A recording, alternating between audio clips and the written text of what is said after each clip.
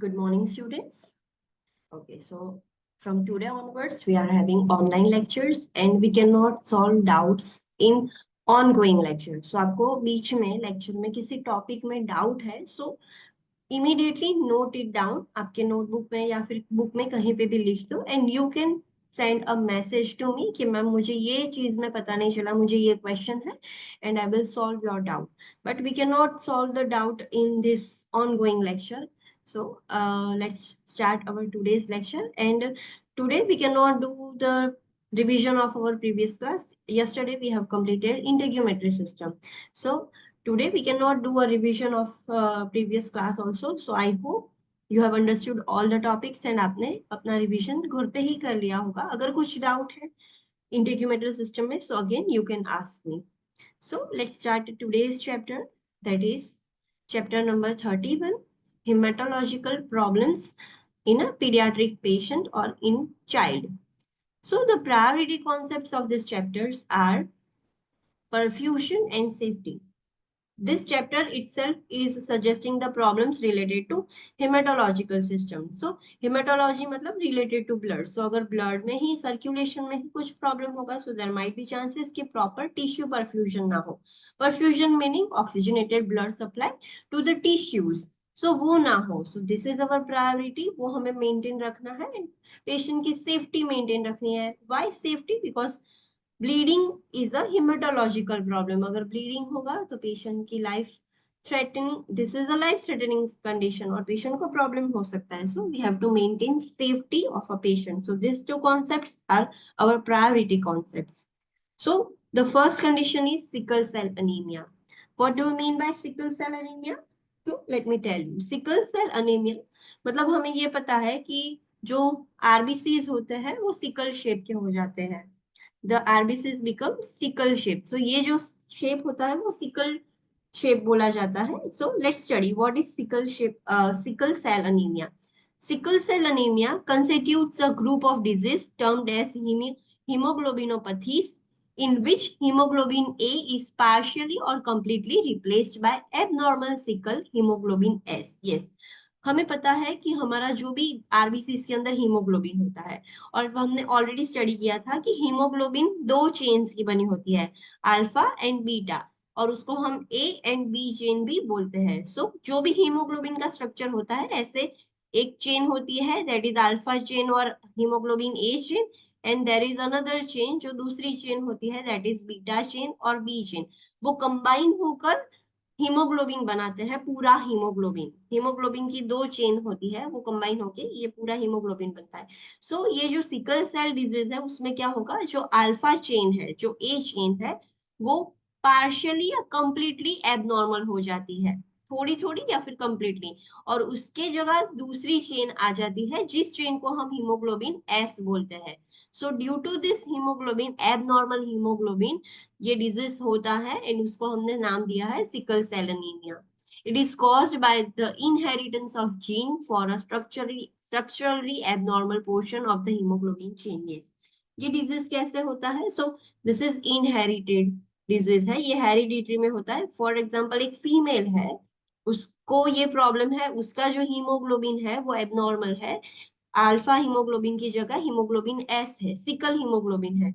So there are chances कि वो अपने ऑफस्प्रिंग्स को भी पास ऑन कर सकती है ये abnormal genes. Risk factors include having parents heterozygous for hemoglobin S or being an African American descent. Yes.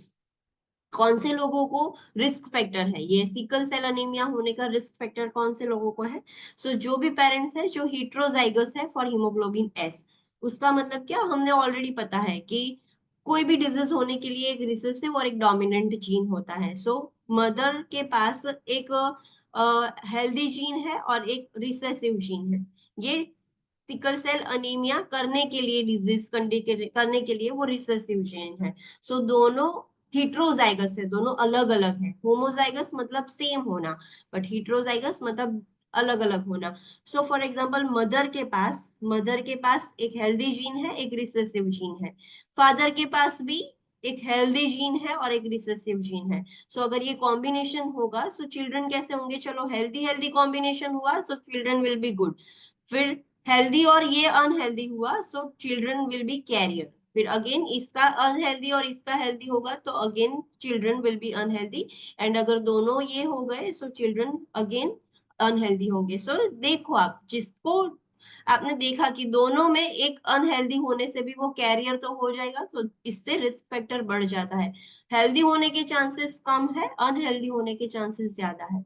तो रिस्क फैक्टर क्या है कि अगर पेरेंट्स को हिट्रोजाइगस जीन्स होंगे, एबनॉर्मल जीन होगा एक भी, तो वो पास ऑन कर पाएंगे अपने बेबीज को। एंड अफ्रीकन अमेरिकन जो डिसेंट वाले पॉपुलेशन होती है, इनमें ये एबनॉर्मल हीमोग्लोबिन एस ज्यादा मिलता है, सो उसकी वजह से उनको ज्यादा होता है। इसमें कुछ डाउट है? ये हिट्रोजाइगस वाला पता चला? इफ अगर डाउट है so you can write it down, you can ask me, मैं आपको फिर से एक्सप्लेन कर दूंगी।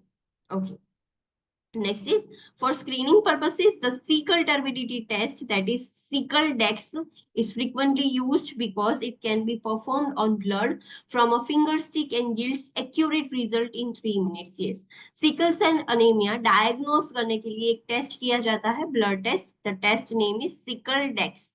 इसमें क्या करते हैं, जो ब्लड सैंपल होता है फिंगर स्टिक के, जैसे हम आरबीएस करते हैं वैसे ही सिंपल स्मॉल ऐसे प्रिक करके फिंगर स्टिक से ही थोड़ा ब्लड ले लेंगे वो स्लाइड्स पर, एंड उसमें कुछ केमिकल डाल के वो 3 मिनट्स में ही एक्यूरेट रिजल्ट दे देगा।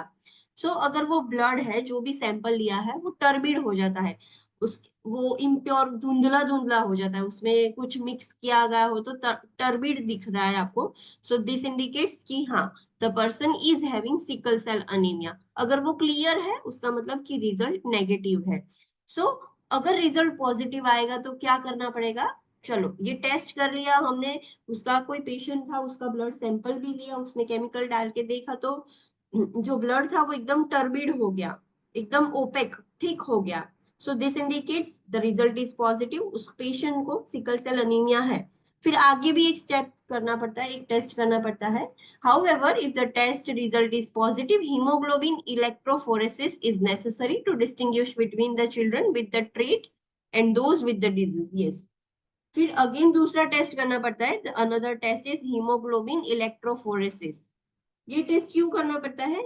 उसका ब्लड पॉजिटिव था, वो रिएक्ट कर गया, पॉजिटिव था, इट इंडिकेट्स कि हाँ उसको सिकल सेल अनीमिया है, बट वो कैरियर है कि कंप्लीटली डिजीज है। ये जो पर्सन होंगे जिसके एक जीन एबनॉर्मल होगा और एक जीन हेल्दी होगा, फॉर एग्जाम्पल ये हेल्दी जीन और रिसेसिव जीन है, so this is a carrier, इसको हम ट्रेट बोलेंगे।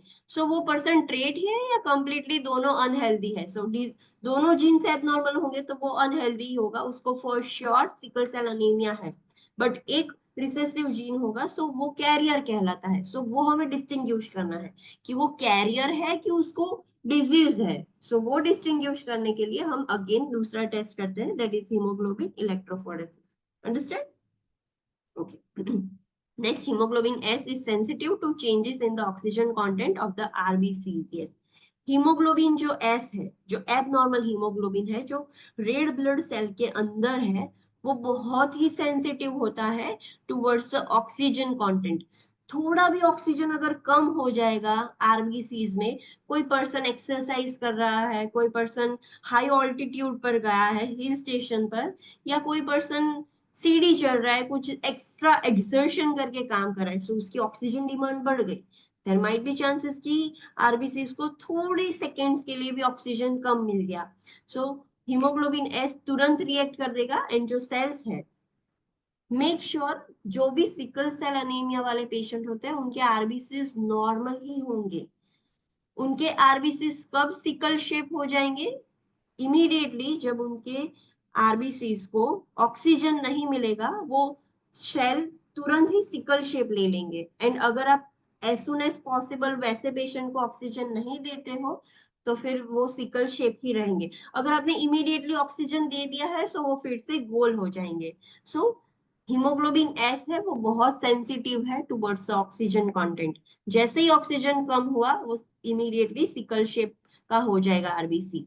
insufficient oxygen causes the cell to assume a sickle shape. Yes, अगर प्रॉपर ऑक्सीजन नहीं होगा रेड ब्लड सेल के अंदर, ऑक्सीजन कैरी कौन करता है? हीमोग्लोबिन ही करता है। अगर इनफ ऑक्सीजन मिलेगा पेशेंट को तो कोई प्रॉब्लम नहीं होगा, उसके आरबीसीज भी गोल ही होंगे। बट जैसे ही थोड़ा भी ऑक्सीजन इनसफिशियंट होगा, इमीडिएटली वो आरबीसी गोल में से सिकल सेल शेप के हो जाएंगे, and the cell becomes rigid and clumped together, obstructing the capillary blood flow. For example ये ब्लड वेसल्स है, यहाँ पर ऐसे बहुत सारे ऐसे सिकल सेल ऐसे आरबीसी अगर अक्यूमुलेट हो जाएंगे, सो वहां पर एक क्लॉट फॉर्मेशन जैसा हो जाएगा, एंड जो नॉर्मल ब्लड फ्लो है वो ऑब्स्ट्रक्ट हो जाएगा। This is the complication of sickle cell anaemia. Let's see figure 31.1, जिसमें आपको दिखाया जाएगा कि what is normal RBC, what is sickle cell RBC. You can see here कि यहाँ पर जो दिख रहा है फिगर ए, उसमें आपको नॉर्मल आरबीसी दिख रहे हैं, गोल आरबीसी है। जो पर्सन को सिकल सेल अनीमिया है उसमें क्यों सारे आरबीसी गोल ही होंगे, कब वो ऐसे सिकल शेप के हो जाते हैं, जब ऑक्सीजन कम हो जाता है, इमीडिएटली वो सेल्स अपना शेप चेंज कर लेंगे एंड सिकल शेप में आ जाएंगे। जैसे ही सिकल शेप में आ जाएंगे उसकी वजह से बहुत सारी कॉम्प्लिकेशंस हो सकती है। So here you can see the list of complications. कौन सी कॉम्प्लिकेशंस हो सकती है, चलो ब्रेन की जो आर्टरी है उसमें अगर क्लॉट होके ऑब्स्ट्रक्शन हो गया तो उसको स्ट्रोक हो सकता है, स्ट्रोक में से पैरालिसिस हो सकता है और उसकी डेथ भी हो सकती है। Next is avascular necrosis shoulder. Avascular necrosis मतलब कि शोल्डर की जो भी ब्लड वेसल है, स्पेसिफिकली आर्टरी, अगर उसमें ब्लॉक हो गया तो शोल्डर को, आपने देखा होगा जो भी ऑर्गन को ब्लड सप्लाई अच्छे से नहीं मिलता है वो धीरे धीरे साइनोस होकर नेक्रोस्ड हो जाता है, and we have to amputate that part. So same shoulder में भी ऐसा होगा, वहां की अगर आर्टरी ब्लॉक हो गई, कोई भी ऑर्गन में कोई भी पार्ट में अगर कोई आर्टरी ब्लॉक हो जाएगी, तो वो जो स्पेसिफिक ऑर्गन है उसके आगे वाला वो नेक्रोस्ड हो सकता है। एवेस्क्युलर नेक्रोसिस हिप, जैसे शोल्डर का हुआ था वैसे हिप का भी हो सकता है, कहीं पे भी हो सकता है। Dactylitis hand foot syndrome. Dactylitis hand foot syndrome में क्या होगा, वो जो पेशेंट होगा उसकी फिंगर्स सोलन हो जाएगी, कोई एक फिंगर जो भी ऑब्स्ट्रक्टेड है, फॉर एग्जांपल छोटी कैपिलरी, फॉर एग्जांपल ये थर्ड फिंगर है, उसकी कैपिलरी चलो ऑब्स्ट्रक्ट हो गई है, सो वो थर्ड फिंगर एकदम स्वोलन होके बड़ी हो जाती है। So this condition is called as dactylitis. सो हाथ में भी हो सकता है, पैर में भी हो सकता है, so that is dactylitis hand foot syndrome. Another complication is retinopathy. Retinopathy से ब्लाइंडनेस भी हो सकती है या फिर हेमरेज भी हो सकता है। अगर आईज का जो मेन लेयर है रेटिना, अगर उसको प्रॉपर ब्लड सप्लाई नहीं मिलेगा, सो वो लेयर डैमेज होकर रेटिनोपैथी हो जाएगा एंड ब्लाइंडनेस हो सकती है पेशेंट को, या फिर वो आर्टरी रप्चर होके ब्लीड भी कर सकती है। सो इंट्रा ऑक्यूलर ब्लीडिंग भी हो सकता है, आईज में ब्लीडिंग भी हो सकता है, retinal bleeding, retinal haemorrhage, haemorrhage कुछ भी हो सकता है। Infection, pneumonia, chest syndrome, pulmonary hypertension, atelectasis, ये सारे लंग्स के कॉम्प्लिकेशंस है। अगर लंग्स की जो ब्लड वेसल्स है उसमें अगर सिकल सेल जो है वो स्टक हो जाएंगे, सो इन्फेक्शन, इन्फेक्शन मतलब वो जो ऑक्सीजनेटेड ब्लड सप्लाई है वो स्टॉप हो गया और उसकी वजह से सेल डेथ हो गई है, सेल नेक्रोज हो गया है, तो दैट इज इन्फेक्शन। तो इन्फेक्शन हो सकता है लंग्स में, न्यूमोनिया हो सकता है, कहीं पे भी ऐसा प्रॉब्लम होगा तो इंफ्लेमेटरी रिएक्शन की वजह से इन्फेक्शन हो सकता है। चेस्ट सिंड्रोम होगा, मतलब बहुत सारे साइन एंड सिम्टम्स देखने को मिलेंगे रिलेटेड टू रेस्पिरेटरी फेलियर। तो चेस्ट सिंड्रोम हो सकता है, पल्मोनरी हाइपरटेंशन हो सकता है, एटिलेक्टेसिस, एटिलेक्टेसिस मतलब एल्वियोलाई कोलैप्स भी हो सकती है, हार्ट फेलियर भी हो सकता है, हिपेटो हिपेटोमेगाली हो सकता है, यस लीवर डैमेज कर सकता है, तो लीवर एनलार्ज हो सकता है, गॉल स्टोन्स, गॉल ब्लैडर्स में स्टोन हो सकता है, this are the complications. Splenomegaly हो सकता है, जैसे लीवर डैमेज होके एनलार्ज हो गया वैसे स्प्लीन भी डैमेज होके एनलार्ज हो जाएगा, and splenic sequestration, this is the emergency situation. This is the main complication that happens in sickle cell disease. Splenic sequestration में क्या होगा, बहुत सारे आरबीसी स्प्लीन के अंदर अक्यूमुलेट हो जाएंगे। Spleen is called as graveyard of RBC. Spleen का काम क्या है, आफ्टर 120 डेज आरबीसी स्प्लीन में जाके डिस्ट्रॉय हो जाते हैं, बट बहुत सारे आरबीसी उसमें भर जाएंगे, सो फुल हो जाएगा स्प्लीन, एंड ऑटोमेटिकली खुद से ही स्प्लीन डीजनरेट हो जाएगा, फेल हो जाएगा, सो स्प्लीनिक सिक्वेस्ट्रेशन हो सकता है, that is fullness of spleen, and auto splenectomy, खुद से ही बॉडी अपने आप ही वो स्प्लीन खुद से ही लाइक फंक्शन करना बंद कर देगा, so that is auto splenectomy. Haematuria हो सकता है, अगर किडनीज को अफेक्ट करेगा सो हिमेचूरिया हो सकता है, या फिर हाइपोस्थेन्यूरिया। हाइपोस्थेन्यूरिया मतलब डाइल्यूट यूरिन, अभी यूरिन किडनीज अच्छे से फंक्शन नहीं कर रही है, सो वो अच्छे से फिल्टर कॉन्सेंट्रेट नहीं कर पाएगी यूरिन, एंड जैसा ही आ रहा है वैसा ही निकाल देगी, एक्सक्रीट कर देगी, सो डाइल्यूटेड यूरिन बनाएगी। एब्डोमिनल पेन हो सकता है। प्रियापिज्म मतलब क्या? जो इजैक्यूलेशन के वक्त जो what we can say it, ejaculation के वक्त जो problem like I forgot the word.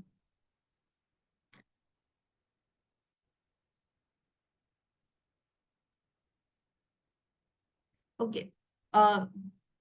Males will experience pain in the penis. You can also Google it, priapism. So males में penis में pain होगा erection के वक्त, sorry, erection जब भी males को होता है, so during that erection males will experience pain.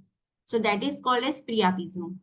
Next is pain osteomyelitis, अगर बोन्स में डैमेज होगा, बोन्स ब्लीड करना स्टार्ट कर देंगे, सो जो पर्सन है, जो पेशेंट है, पीडियाट्रिक क्लाइंट, उसको पेन होगा वहां पर, एंड बोन्स इन्फ्लाम हो जाएंगे, so that is pain osteomyelitis. Inflammation of the bone is called as osteomyelitis.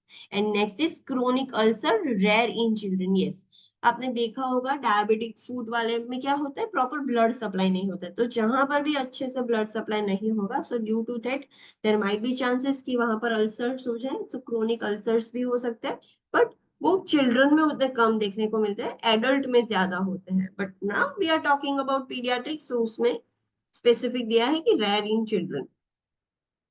Okay, so this are the complications.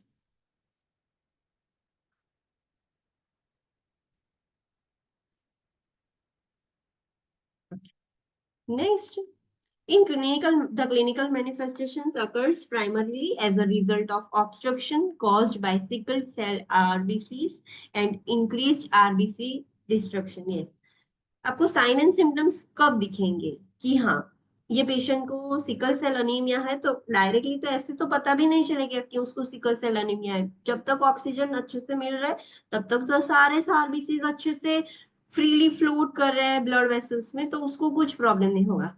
Clinical manifestation sign and symptoms आपको कब दिखेंगे? जब वो जो आरबीसीज है वो due to the oxygen deprivation अचानक से सिकल शेल हो गए, सिकल शेप हो गए, एंड उन्होंने ऑब्स्ट्रक्शन कर दिया कोई वेसल का, सो अल्टीमेटली वो ऑर्गन को डैमेज करेगा, सो तब आपको रिजल्ट्स देखने को मिलेंगे। एंड दूसरा रीजन क्या है कि जब बहुत सारा नंबर ऑफ आरबीसीज जो है वो डिस्ट्रॉय होना स्टार्ट हो जाएंगे, हीमोलाइसिस स्टार्ट हो जाएगा, तब आपको साइन एंड सिम्टम्स दिखेंगे, बाकी आपको कोई भी साइन एंड सिम्टम्स नहीं दिखेंगे। Situation that precipitate sickling, yes, कौन सी ऐसी सिचुएशंस है, कौन सी ऐसी कंडीशन है जिसकी वजह से सिकलिंग, जो सेल है वो आरबीसीज है वो नॉर्मल शेप से सिकल शेप में कब आने के चांसेस ज्यादा है?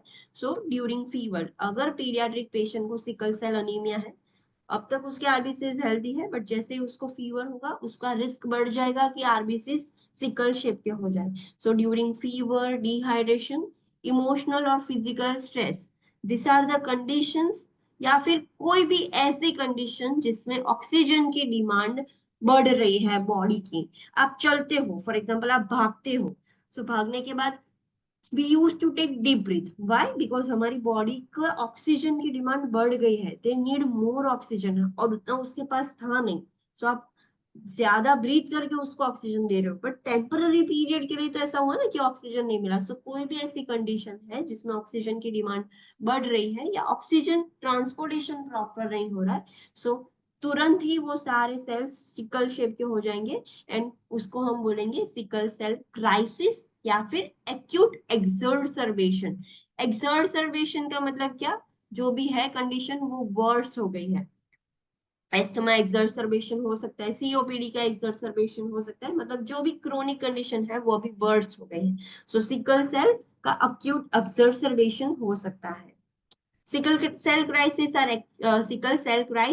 acute exacerbation of the disease which vary considerably in severity and frequency. This include vaso-occlusive crisis, splenic sequestration, hyperhemolytic crisis, and aplastic crisis. Yes, अगर कोई पेशेंट को, कोई पीडियाट्रिक क्लाइंट को सिकल सेल क्राइसिस हो गया या उसका एक्यूट एक्सर्सर्बेशन हो गया, वर्स हो गया, अब तक उसको ऑक्सीजन अच्छे से मिल रहा था, इमीडिएटली कुछ ऐसा हुआ कि उसको ऑक्सीजन कम हो गया, सो उसकी वजह से सिवियरिटी प्रॉब्लम ज्यादा हो सकते हैं। सो कैसे कैसे प्रॉब्लम्स हो सकते हैं? वेजो occlusive crisis, vaso occlusive crisis मतलब ब्लड वेसल्स है वो ऑक्लूड हो गई है, ऑब्स्ट्रक्ट हो गई है, सो उसकी वजह से प्रॉब्लम्स हो सकते हैं।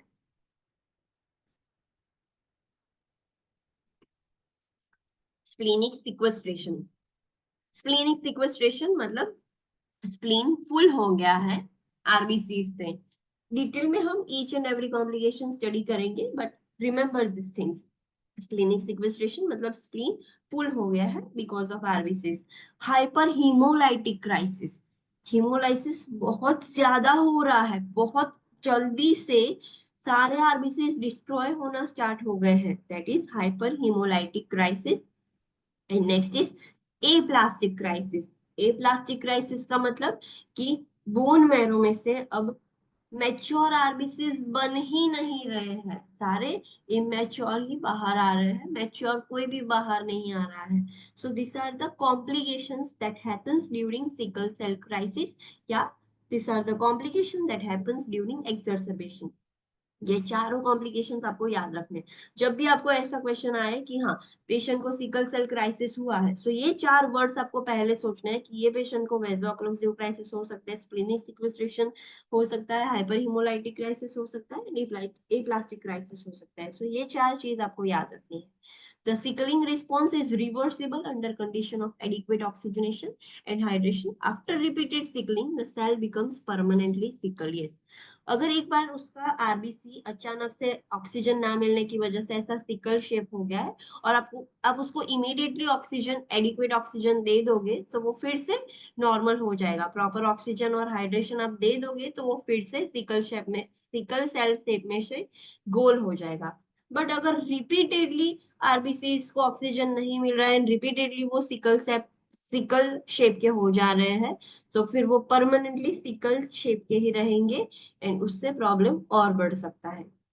An interprofessional approach to care is needed, and care focuses on prevention, preventing the exposure to infection and maintaining normal hydration and treatment, that is hydration, oxygen, pain management and bed rest of the crisis. Yes, हमने देखा है कि अगर sickle cell anaemia होता था तो हमने देखा कि पूरी बॉडी पर प्रॉब्लम हो सकता है, जहां पर भी अक्यूमुलेट, जहां पर भी क्लॉट हो सकता है, ऑक्लूजन, कोई भी ऑर्गन डैमेज हो सकता है।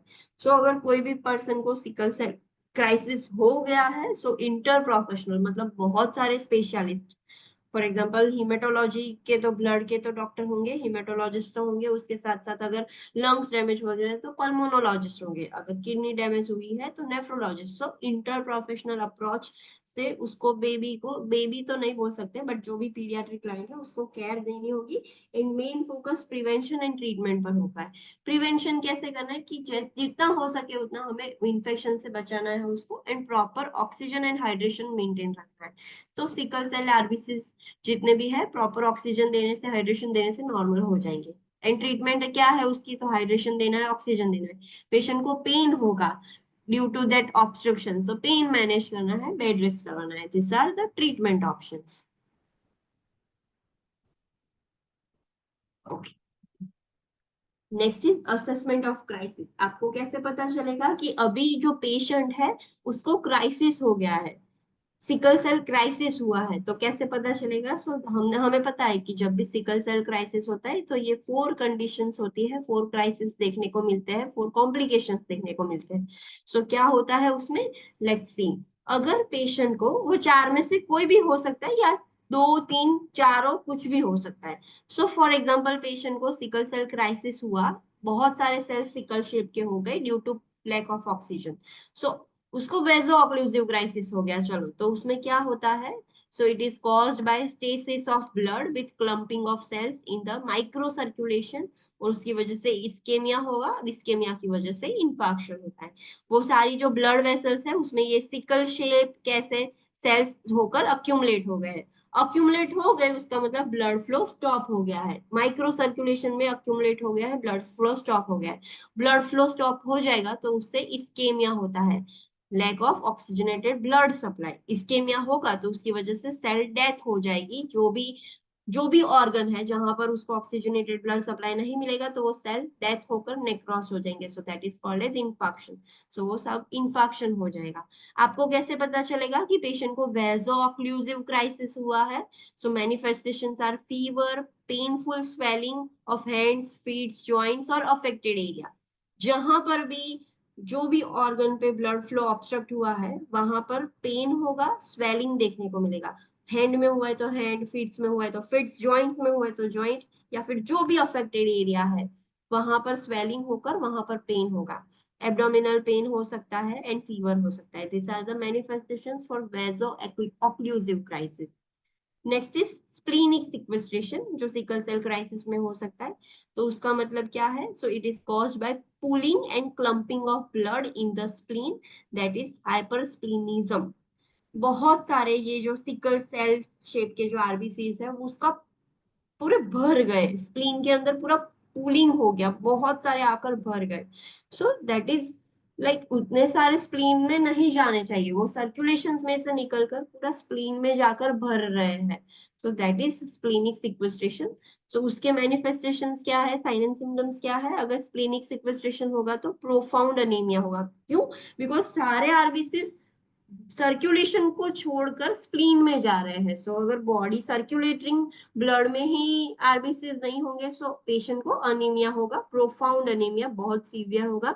हाइपोवोलेमिया हो सकता है। क्यों? बिकॉज आरबीसीज, ब्लड तो स्प्लीन की तरफ चला जा रहा है, बॉडी में कम पड़ रहा है, स्प्लीन की तरफ जा रहा है। सो बॉडी को हाइपोवोलेमिया एक्सपीरियंस करना पड़ेगा and due to that hypovolaemic shock भी हो सकता है। So this are sign and symptoms of splenic sequestration. अगर आपको कोई क्वेश्चन में एग्जाम में ऐसा बोला गया हो कि कोई एक पर्सन है with the history of sickle cell disease, उसको सिकल सेल डिजीज है and he came to the hospital, hospital आया तो आपने देखा कि उसको टेकीकार्डिया है, टेकीपनिया है, हाइपोटेंशन है।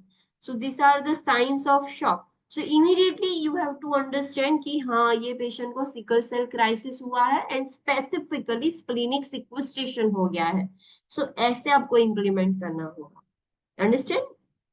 Next is hyperhemolytic crisis. Hyperhemolytic crisis मतलब it is caused by an accelerated rate of RBC destruction. जब आरबीसी इतने शॉर्ट टाइम में बहुत सारे आरबीसी डिस्ट्रॉय हो जाएंगे, हीमोलाइसिस होगा, so that is called as hyper haemolytic crisis. तो उससे क्या होगा? साइन एंड सिम्टम्स कैसे दिखेंगे? अनेमिया, आरबीसी डिस्ट्रॉय हो जाएंगे सो अनेमिया होगा। जॉन्डिस, क्यों जॉन्डिस? बिकॉज आरबीसीज डिस्ट्रॉय हो गए तो उसमें से वेस्ट प्रोडक्ट क्या निकलेगा? बिलीरुबिन। सो इतने सारे आरबीसीज एक साथ डिस्ट्रॉय होंगे तो कितना सारा बिलीरुबिन बन जाएगा, तो due to that bilirubin accumulate होगा और पेशेंट आपको येलो दिखेगा, जॉन्डिस हो जाएगा उसको। एंड रेटिक्यूलोसाइटोसिस, रेटिक्यूलोसाइटोसिस मतलब अभी सारे जो इमेच्योर वी कैन से कि जो बोन मैरो है, बोन मैरो मैच्योर आरबीसीज बनाना बंद कर देगा एंड सारे इमेच्योर आरबीसीज आपको दिखने को मिलेंगे, इमेच्योर आरबीसीज सर्कुलेशन में दिखने को मिलेंगे। So that is reticulocytosis. Next is aplastic crisis. Aplastic crisis मतलब क्या? It is caused by diminished production and increase destruction of RBCs triggered by viral infection and depletion of folic acid. Aplastic crisis का मतलब कि bone marrow में से जो RBC का production होना चाहिए वो कम हो गया है एंड डिस्ट्रॉय भी एक बाजू ज्यादा हो रहा है, प्रोडक्शन तो नहीं हो रहा है बट कंपैरिजन में डिस्ट्रक्शन भी स्टार्ट हो गया है। ये क्यों हुआ? ड्यू टू वायरल इंफेक्शन, या फिर जो पेशेंट था वो फॉलिक एसिड सप्लीमेंट नहीं ले रहा था। Folic acid is important for the production of RBCs. Okay, iron की बात नहीं कर रहे हैं हम, फॉलिक एसिड की बात कर रहे हैं। फॉलिक एसिड अगर कोई पर्सन कंज्यूम करता है तो उससे बोन मैरो में से आरबीसीज बनने में हेल्प होगी। सो अगर फॉलिक एसिड ही डिप्लीट हो जाएगा उसकी बॉडी में से तो बोन मैरो अच्छे से आरबीसीज नहीं बना पाएगा। कैसे पता चलेगा कि पेशेंट को ए प्लास्टिक क्राइसिस हुआ है? So profound anaemia and pallor, because RBCs बन ही नहीं रहे हैं। सो बहुत ज्यादा सीवियर अनेमिक होगा वो, एंड एकदम पेल दिखेगा आपको। सो ये सिकल सेल, अगर आपको किसी के भी साइन एंड सिम्टम्स दिखता है, इमीडिएटली आपको सोचना है कि पेशेंट को सिकल सेल क्राइसिस हो गया है। एंड अगर क्राइसिस हो जाएगा, सो this is the worst condition, आपको कैसे भी करके इमीडिएटली ट्रीट करना है। बट क्राइसिस में कौन सी सिचुएशन हुई है वो आपको आइडेंटिफाई करनी है। एक भी हो सकती है, दो भी हो सकता है, सारी हो सकती है, कुछ भी हो सकता है। बट आपको इतना याद रखना है कि सिकल सेल क्राइसिस में ये चार चीजें होती है, एंड चारों की अलग अलग साइन एंड सिम्टम्स है। तो क्या साइन एंड सिम्टम किसमें होता है, you have to remember this. Okay, now ये तो हमने बात कर ली। चलो सिकल सेल क्या है, कैसे आप, किससे होता है, क्राइसिस क्या होता है, कैसे पता चलेगा कौन सा क्राइसिस है। नाउ इंटरवेंशन, हमने ऑलरेडी देखा था कि वो क्यों होता है, due to lack of oxygen. So हमारा मेन गोल क्या होगा, proper hydration and oxygen maintain करना है। अब तो let's study about the intervention. Maintain adequate hydration and blood flow through oral and IV administered fluids. हमें हाइड्रेशन प्रॉपरली मेंटेन रखना है। तो कैसे रख सकते हो, सो ओरली फ्लूइड्स दो, आईवी से फ्लूइड दो, कुछ भी करके दो। Electrolyte replacement is also provided as needed. अगर आपको लगता है कि इलेक्ट्रोलाइट की भी रिप्लेसमेंट करनी है तो वो भी आप कर सकते हो।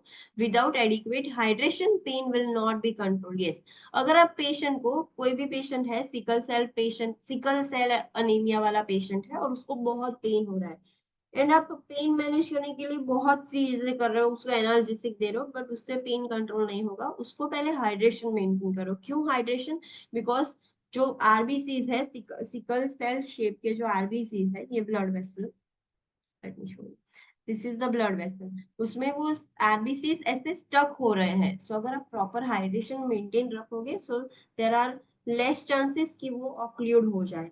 एंड अगर ऑक्लूजन हो गया तो वहां पर पेन हो सकता है। वी नो कि जहां पर भी ऑक्लूजन होगा जो ऑर्गन पर, वहां पर पेन होगा। तो वो हमें प्रिवेंट करना है। Administer of, just a minute, जब तक जब तक आप हाइड्रेशन मेंटेन नहीं करोगे, वो प्रॉपरली ओपन नहीं होगा, वो ब्लॉक होने के चांसेस है। ब्लॉक हो जाएगा तो उसकी वजह से ही पेन हो रहा है। So to control the pain you have to give the adequate hydration, this is the best key, ये याद रखना है। अगर आपको ऐसा क्वेश्चन आ रहा है कि एक पेशेंट है सिकल सेल वाला, you are giving the analgesic, still the patient is complaining of pain, so give him hydration, patient को hydration दो, proper fluid दो। पेन मेडिसिन से वो वर्क नहीं करेगा। Next is administer oxygen and blood transfusion as prescribed to increase the tissue perfusion. Exchange transfusion, which reduces the number of circulating sickle cells and the risk of complication, may also be prescribed. Yes, आपको क्या करना होगा, oxygen administer करना होगा, because oxygen की कमी की वजह से ही उसने सिकल शेप ले लिया है। So you have to give the oxygen and proper tissue, वो ऑर्गन को ब्लड सप्लाई भी प्रॉपर मिलता रहे। अगर लगता है कि बहुत ज्यादा हो रहा है, स्प्लेनिक सिक्वेस्ट्रेशन ज्यादा हो गया है, हाइपर हीमोलाइटिक क्राइसिस हो गया है, तो आपको ब्लड ट्रांसफ्यूजन भी देना पड़ेगा कि जो ऑर्गन है वो फेल ना हो जाए, प्रॉपर टिश्यू परफ्यूजन बना रहे। So you have to sometimes give blood transfusion and you can also do exchange transfusion. Exchange transfusion में क्या होगा, जो पेशेंट है उसकी बॉडी में सिकल सेल वाले जो शेप है, सिकल सेल वाले आरबीसीज है, वो निकाल देंगे, मतलब उसका ब्लड निकाल देंगे और उसको हेल्दी ब्लड दे देंगे, गोल आरबीसी वाला। So you are exchanging the blood of the patient, so that is called as exchange transfusion, which reduces the number of circulating sickle cells. जो उसके ब्लड में जो सिकल सेल सर्क्यूलेट कर रहे थे वो आपने कम कर दिए, एंड अगर वो ही कम हो जाएगा तो कॉम्प्लिकेशंस के रिस्क भी कम हो जाएंगे। So this you can also do this in a patient. Next is administer analgesics as prescribed around the clock. Yes, pain के लिए हाइड्रेशन तो आप दे रहे हो, हाइड्रेशन से पेन कम होगा, बट एनाल्जेसिक्स भी उसके साथ साथ दे दो अराउंड द क्लॉक, मतलब अकॉर्डिंग टू टाइम। बीडी है, टीडीएस जो भी है, वो आपको अकॉर्डिंग टू टाइम आपको देना होगा।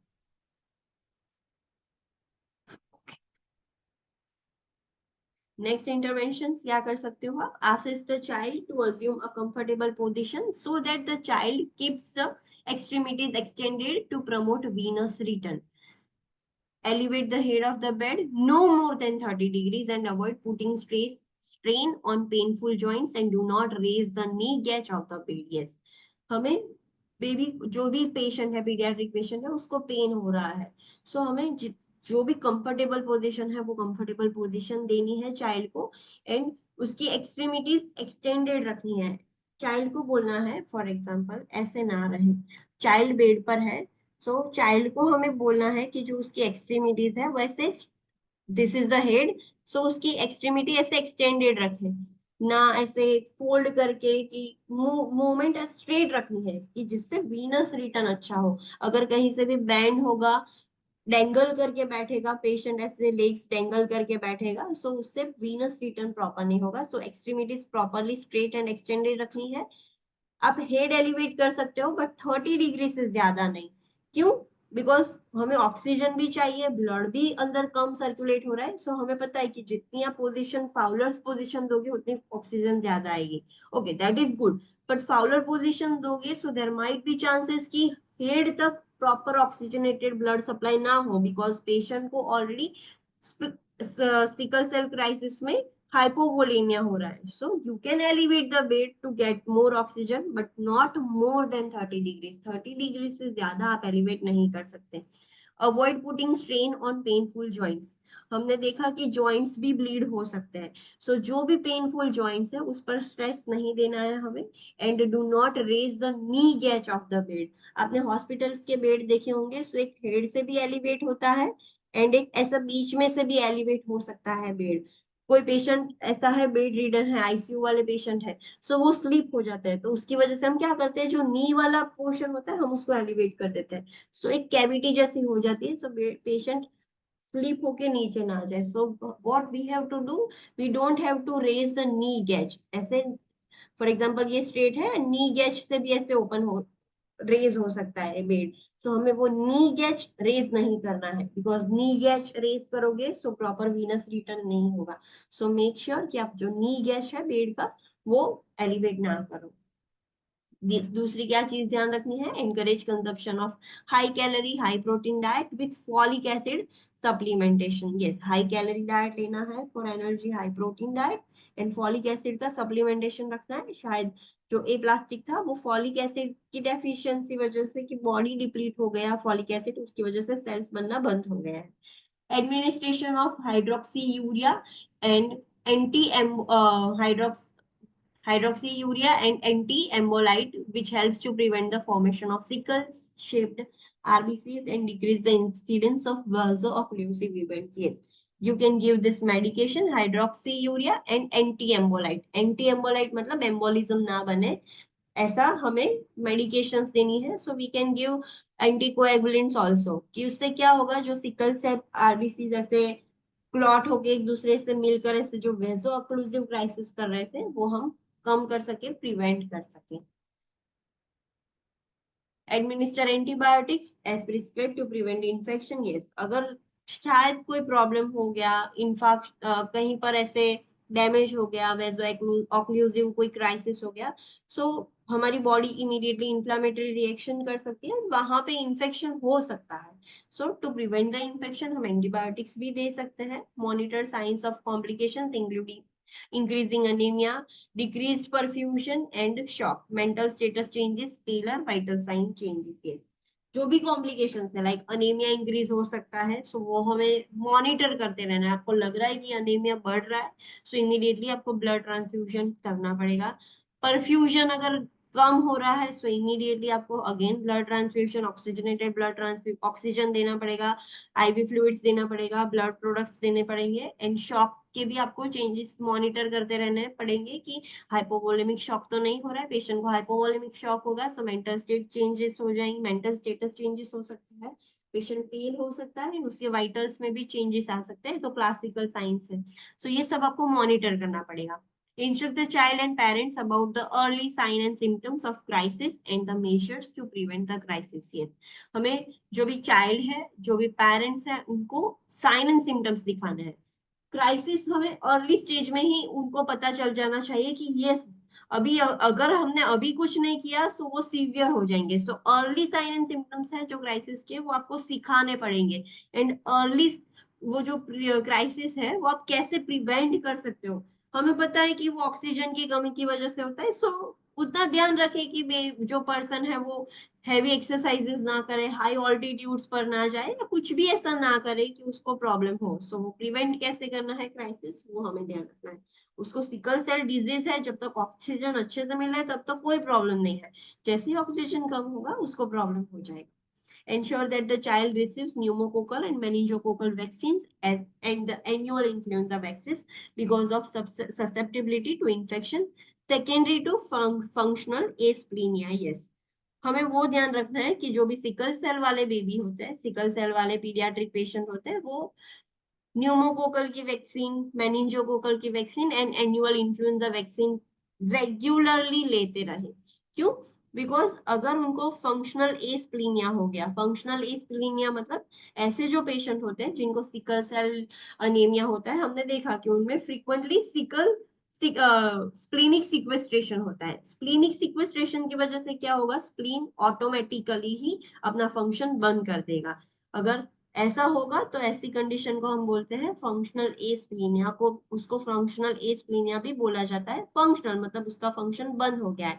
एस्प्लीनिया, स्प्लीन ने अपना फंक्शन बंद कर दिया है। अगर स्प्लीन अच्छे से अपना काम नहीं करेगा तो उसकी वजह से इंफेक्शन की ससेप्टिबिलिटी बढ़ती है। जस्ट लाइक दैट, हम अगर टॉन्सिल्स रिमूव करते हैं, जो भी पर्सन टॉन्सिलेक्टोमी सर्जरी करवाता है उनको इन्फेक्शन के रिस्क होते हैं, फ्यूचर में इन्फेक्शन होने के चांसेस ज्यादा होते हैं। सो जस्ट लाइक दैट, अगर स्प्लीन फंक्शन करना बंद कर देगा तो ऐसे पेशेंट को इन्फेक्शन के रिस्क ज्यादा हो जाएंगे। सो टू एंश्योर दैट कि उसको इन्फेक्शन ना हो, ये जो कॉमन इन्फेक्शन है फ्लू और वो सब कॉमन है, सो उसके लिए उसको वैक्सीन रेगुलरली लेनी पड़ेगी। A splenectomy may be necessary for client who experience recurrent splenic sequestrations. Yes, बार बार ऐसे सिकल सेल क्राइसिस हो रहा है, बार बार स्प्लीन पूरा आरबीसी से फुल हो जा रहा है। सो ऐसे पेशेंट को फिर सर्जिकली स्प्लीन रिमूव करवाना पड़ेगा। बिकॉज फ्रिक्वेंटली घड़ी मतलब बार बार वो अगर स्प्लीन बढ़ उसमें पूलिंग हो रहा है, सो सर्कुलेशन इम्पेयर हो रहा है, तो स्प्लीन भी डैमेज हो सकता है उसकी वजह से। तो ऐसे पेशेंट को हमें स्प्लीनेक्टोमी भी करना पड़ेगा। Inform parents of hereditary aspects of this orders. Yes, parents को भी हमें समझाना पड़ेगा कि this is the hereditary disorder. अगर आपके बेबी को है so there might be chances कि वो अपने ऑफस्प्रिंग्स को भी पास ऑन करेगा, तो उसके बारे में हमें समझाना पड़ेगा, हेल्थ एजुकेशन देना पड़ेगा। This is the really important point that you have to remember, that is administration of meperidine for pain is avoided because of risk of normeperidine induced seizures. Yes, मेपेरिडीन एक ओपियोइड डेरिवेटिव पेन मेडिकेशन है। Because ऐसे जो patient है उनमें pen बहुत severe होता है, severe pain होता है। सो सीवियर पेन में आप दूसरी कोई भी मेडिसिन दे सकते हो बट डोंट गिव मेपेरिडीन। क्यों? मेपेरिडीन से क्या होगा, मेपेरिडीन का जो वेस्ट प्रोडक्ट होता है दैट इज नॉरमेपेरिडीन। अगर नॉरमेपेरिडीन बॉडी में बढ़ जाएगा सो उसकी वजह से सीजर्स आ सकते हैं। The rational behind this is, अगर जस्ट इमेजिन कोई पेशेंट है, उसको सिकल सेल क्राइसिस की वजह से उसकी किडनीज डैमेज हो गई, लीवर डैमेज हो गया, चलो कुछ भी, किडनी या लीवर दोनों कुछ में उसमें से कुछ भी डैमेज हो गया है। सो लीवर का काम है मेटाबोलाइज करना, किडनीज का काम है एक्सक्रीट करना। अगर फॉर एग्जांपल किडनी डैमेज हो गई है, सो वो मेपेरिडीन का ब्रेक डाउन होके जो भी ब्लड में नॉर मेपेरिडीन वेस्ट प्रोडक्ट बना है वो किडनीज उसको एक्सक्रीट नहीं कर पाएगी एंड ब्लड में वो बढ़ता ही रहेगा। अगर वो बहुत ज्यादा बढ़ गया नॉरमेपेरिडीन जो वेस्ट प्रोडक्ट है मेपेरिडीन का, उसकी वजह से सीजर्स आ सकता है। So that is why it is best to avoid meperidine in this patient. Sickle cell वाले पेशेंट होते हैं, अगर उनको पेन हो रहा है so don't give meperidine, because we don't know कि उनकी किडनी अभी अच्छे से वर्क कर रही है कि नहीं कर रही है। So we have to avoid meperidine for pain in sickle cell disease patient. Because meperidine की वजह से क्या होता है, उसका बाय प्रोडक्ट निकलता है नॉरमेपेरिडीन एंड नॉरमेपेरिडीन की वजह से सीजर्स आने के रिस्क बढ़ जाते हैं। so this is the reason why we have to avoid meperidine. Okay, so this is all about sickle cell disease. Next is haemophilia. So haemophilia मतलब क्या, we know that it is a bleeding disorder. So hemophilia is a group of bleeding disorder resulting from deficiency of specific coagulation proteins. Yes, हमें पता है कि we know there are 13 factors for the blood clotting mechanism. So कोई specific coagulation factor और protein अगर absent होगा तो उसकी वजह से hemophilia हो सकता है. Identifying the specific coagulation deficiency is important so that definitive treatment with the specific replacement agent can be implemented. Aggressive replacement therapy is initiated to prevent the chronic crippling effects from joint bleeding. Yes, हमें identify करना होगा, various blood test करने होंगे to identify कि कौन सा specific factor absent है जिसकी वजह से ये ब्लीडिंग हो रहा है, and we have to do something कि हम उसको रिप्लेस कर सके. अगर ये कम है, पेशेंट की बॉडी प्रोड्यूस नहीं कर पा रही है, उसमें कम है, सो बाहर से दे दो, उसको रिप्लेस करो. सो जिससे जो प्रॉब्लम्स हो रहा था उसको नेचुरली अंदर ही इंटरनल ब्लीड होना स्टार्ट हो जाएगा. सो वो इंटरनल ब्लीडिंग हम प्रिवेंट कर सके. शायद उनमें जॉइंट ब्लीडिंग भी हो सकता है. सो ये सब चीजें प्रिवेंट करने के लिए आपको आइडेंटिफाई करना होगा एंड रिप्लेस करना होगा. There are two types of haemophilia, haemophilia A and haemophilia B. The most common factors are factor 8 deficiency. अगर किसी पेशेंट को फैक्टर 8 की डेफिशिएंसी है, रिमेंबर दिस थिंग, हाँ, अगर फैक्टर 8 की डेफिशिएंसी है so this is called as haemophilia A, और उसका दूसरा नाम है क्लासिकल हीमोफीलिया.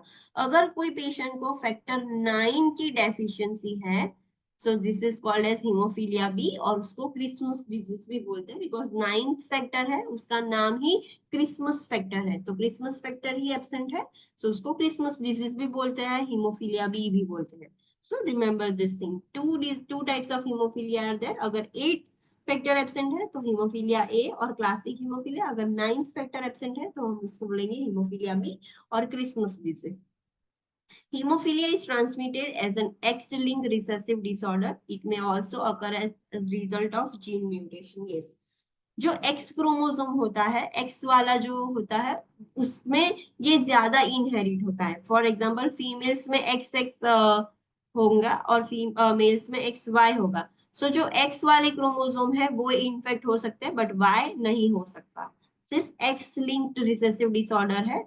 एंड समटाइम्स अगर चलो उसको इनहेरिटेड नहीं हुआ है, कोई पर्सन है उसको हीमोफीलिया उसके पेरेंट्स में से नहीं मिला बट अनफॉर्चुनेटली उसके जीन्स डिफॉर्म हो गए, म्यूटेटेड हो गए, सो उसको वो हेरिडिटरी में भी मिल सकता है या फिर डायरेक्टली म्यूटेशन की वजह से भी उसको हीमोफीलिया हो सकता है. Carrier female pass on the defects to males.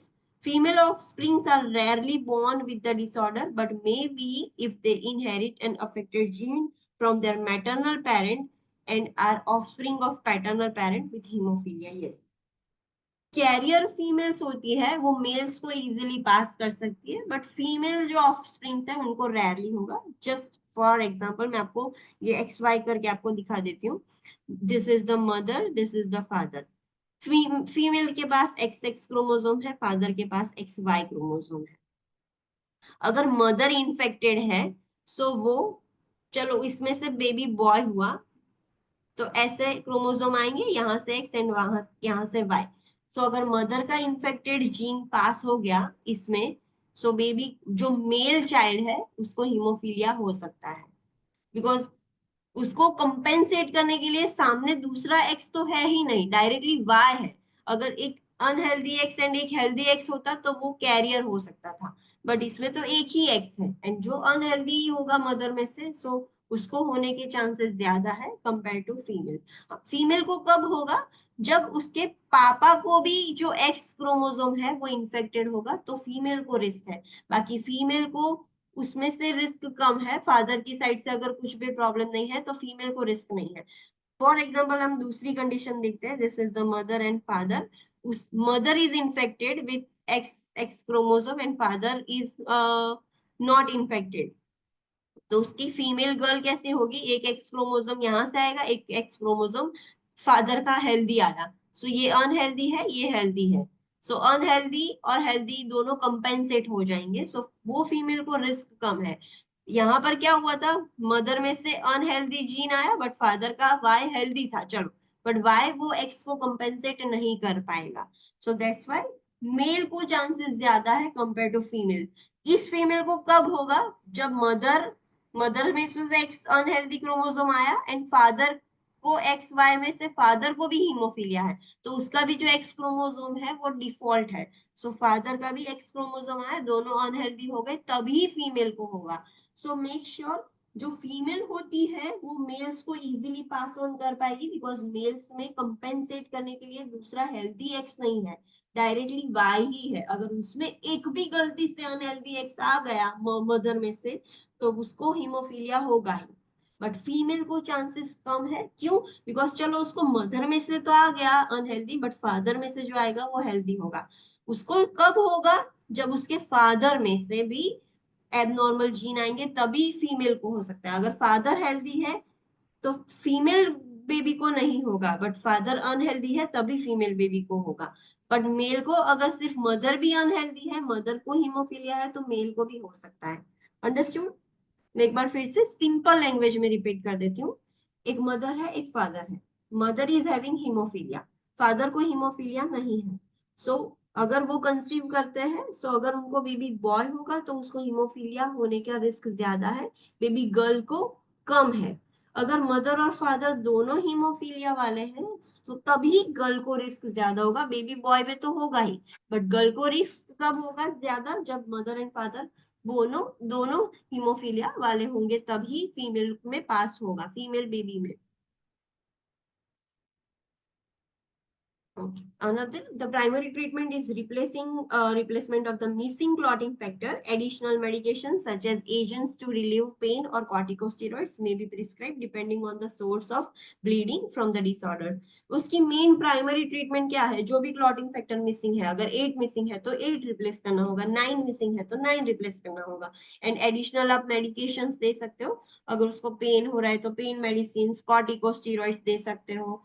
जहां से भी उसको ब्लीडिंग हो रहा है, जहां पर भी पेन हो रहा है, उसके अकॉर्डिंग आपको ट्रीटमेंट करनी पड़ेगी. असेसमेंट, जो भी पेशेंट हीमोफीलिया वाले होते हैं, what are the sign and symptoms in those patients. उसमें साइन एंड सिम्टम्स कैसे आपको दिखेंगे?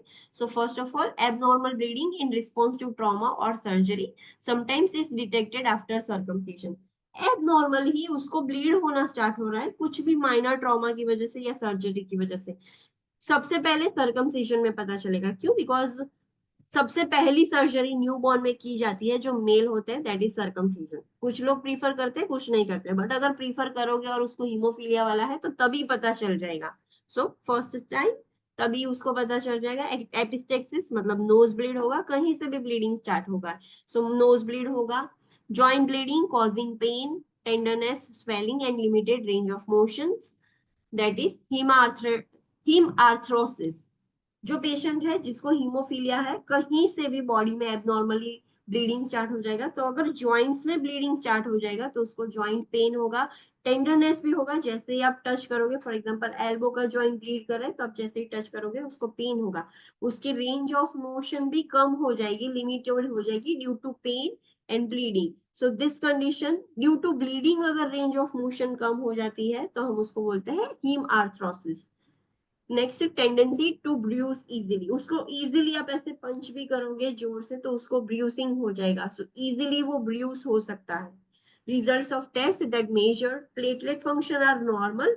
Results of test that measure clotting factor functions में बी एबनॉर्मल. यस, जो भी पेशेंट हीमोफीलिया वाला होगा, अगर उनके आप ब्लड टेस्ट करोगे तो आपको प्लेटलेट नॉर्मल मिलेगी, बट उनका क्लॉटिंग टाइम है, क्लॉटिंग जो हम एपीटीटी एंड पीटीआईएनआर करते हैं वो डिलेड होगा. सो वो एबनॉर्मल होगा. प्लेटलेट नॉर्मल है, उनमें क्लॉटिंग फैक्टर में प्रॉब्लम है. सो प्लेटलेट नॉर्मल हो सकती है, बट क्लॉटिंग फैक्टर एबनॉर्मल हो गए. नेक्स्ट, इंटरवेंशन क्या करोगे जब भी आपको दिख रहा है कि कोई पेशेंट है हीमोफीलिया वाला? सो क्या इंटरवेंशन करनी है? So let's see the clinical judgement box. A client with hemophilia who has been in a motor vehicle crash is admitted to the pediatric unit. The nurse would take the following actions in the care of the child. एक child था, haemophilia वाला child था, और वो motor vehicle crash के वक्त वो वहां पर प्रेजेंट था और उसको इंजरी हुई है. सो उसको पीडियाट्रिक यूनिट में एडमिट किया है. सो बीइंग अ नर्स आप क्या एक्शंस लोगे? So first, assess the injuries, कहाँ कहाँ पर उसको इंजरी हुई है, कहाँ से ब्लीडिंग हो रहा है, check for bleeding, apply pressure for at least 15 minutes to any superficial bleeding area. अगर आपको कहीं से सुपरफिशियल ऐसे ब्रूस होके, लेसरेशंस होके, कट होके ब्लीड दिख रहा है, so apply pressure for at least 15 minutes की जो सुपरफिशियल ब्लीडिंग है वो शायद स्टॉप हो सके। Monitor vitals for the indications of internal bleeding. Yes, अगर इंटरनल ब्लीड हो रहा है सो बाहर से पता नहीं चलेगा बट अंदर से ब्लड होगा। सो इंटरनल ब्लीडिंग होगा तो उसके लिए आपको वाइटल साइंस चेक करने पड़ेंगे, बिकॉज अंदर से ब्लीड हो रहा है सो वो वेसल्स में तो कम है, हाइपोवोलेमिक शॉक तो होगा। सो ब्लड आप वाइटल्स लोगे तो हाइपोवोलेमिक शॉक जैसे वाइटल्स आएंगे, सो आपको पता चल जाएगा कि हाँ पेशेंट को इंटरनल ब्लीडिंग हो रहा है। Place the child on bleeding precautions, जो भी हीमोफीलिया वाले पेशेंट्स होते हैं उनको हमें ब्लीडिंग प्रिकॉशंस पे रखना पड़ेगा। मॉनिटर जॉइंट पेन और जॉइंट ब्लीडिंग, उसके जॉइंट्स भी असेस करने पड़ेंगे कि जॉइंट में पेन तो नहीं है, ब्लीड तो नहीं हो रहा है जॉइंट में। Treat joint bleeding with immobilisation, elevation and application of ice. अगर आपको लग रहा है कि कोई जॉइंट में ब्लीडिंग हो रहा है तो वो कैसे ट्रीट करोगे जॉइंट ब्लीडिंग को? वो जॉइंट इमोबिलाइज कर दो, उसको एलिवेट कर दो एंड वहां पर आइस एप्लीकेशन कर दो, सो वेजोकंस्ट्रिक्शन से ब्लीडिंग स्टॉप हो सकता है। Monitor the neurological status for the signs of intracranial haemorrhages. There might be possibility कि उसको जब ट्रॉमा हुआ तो हेड इंजरी हुई हो और अंदर ब्लीडिंग स्टार्ट हो गया हो, सो इंट्राक्रेनियल हेमरेज हुआ है, सो न्यूरोलॉजिकल स्टेटस मॉनिटर करते रहो, बिकॉज इंट्राक्रेनियल हेमरेज की वजह से आईसीपी इंक्रीज होगा एंड उसका न्यूरोलॉजिकल स्टेटस डिटोरियोरेट होना स्टार्ट हो जाएगा। Monitor urine for haematuria, urine में भी ब्लड आ सकता है, so that is called haematuria, वो मॉनिटर करना है। Administer blood replacement factors as prescribe. Yes, आपको ब्लड रिप्लेसमेंट फैक्टर्स, उसको ब्लीडिंग हो रहा है सो इमीडिएटली आपको फैक्टर्स देने पड़ेंगे। तो वो जो रिप्लेसमेंट फैक्टर्स है फैक्टर 8 या फैक्टर 9 वो आपको इमीडिएटली देने पड़ेंगे according to the prescription. Next, let's see the interventions. Monitor for bleeding and maintain the bleeding precautions.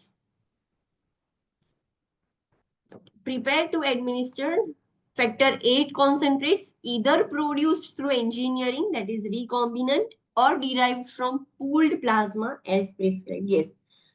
अब ऐसे जो पेशेंट है फॉर एग्जांपल उसको हीमोफीलिया ए है तो आपको फैक्टर 8 देना पड़ेगा। सो उसको प्रिपेयर करो आपको फैक्टर 8 देने के लिए। फैक्टर 8 कहाँ से मिला आपको? तो आप ऐसा होता है उसको जेनेटिकली ऐसे लैब्स में प्रोड्यूस किया जाता है एंड वो हम एडमिनिस्टर कर सकते हैं, या फिर पूल्ड प्लाज्मा से जो ऐसे जो ब्लड डोनेट करते हैं उनका प्लाज्मा पूल्ड किया जाता है, उसमें से कलेक्ट किया जाता है एंड फिर जो जरूरतमंद होते हैं उनको हम देते हैं। सो दोनों तरह से आप जो भी आपके पास अवेलेबल है, जो प्रिस्क्राइब किया है, जेनेटिकली बनाया हुआ है वो वाला भी दे सकते हो एंड जो प्लाज्मा स्टोर करके जो हमने कलेक्ट किया था वो देना है तो वो भी दे सकते हो, जो भी प्रिस्क्राइब किया है वो दे सकते हो।